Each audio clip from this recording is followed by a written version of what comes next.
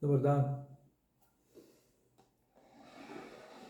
Piramida, Keopsova piramida, se je imenovala Pa-Henoh.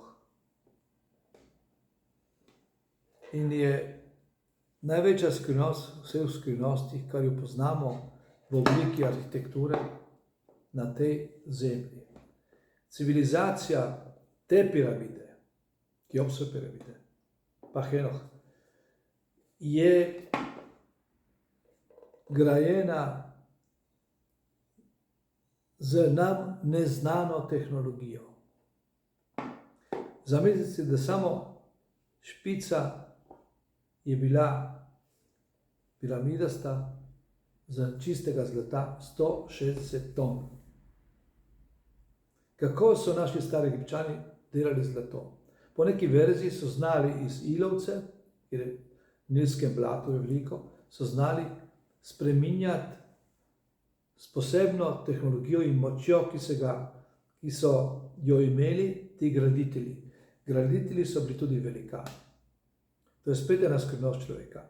Leta 2008, pri prvem predsedovanju Slovenije, se jaz pripravil eno veliko razstavo s pomočjo Alenke Ivančič in zunanjega ministrstva v Hagu, slovenska samostojna razstava Skrivnosti o človeku.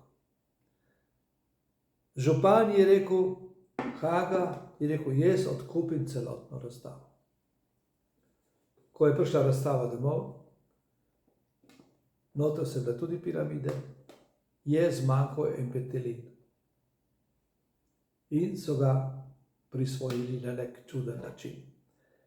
Piramida je pa še danes največja zagonetka. Po raziskavah različnih strokovnjakov, raziskovalcev, jo že danes raziskuje tudi NASA,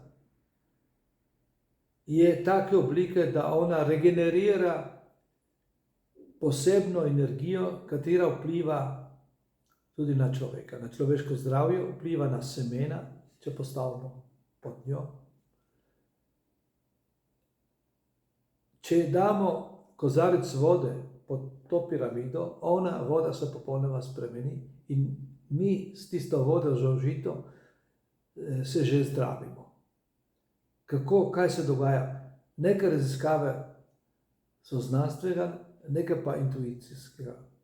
Jaz vedno grem po moji intuiciji, sprašujem sebe na poseben način, katerega mi je pomagal učitelj razviti Sai Baba, in ugotavljam, da vse to, kar znanstveniki to dokazujejo z raziskavami.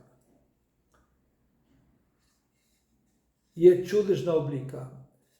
Prav ta posebna je pa izdelana iz lesa velikega mojstra, iz cedrovine libanonske, katera je tudi strela udarila. Odžagali smo to drevo, postavili les na žago, šušeli, iz tega izdelujemo.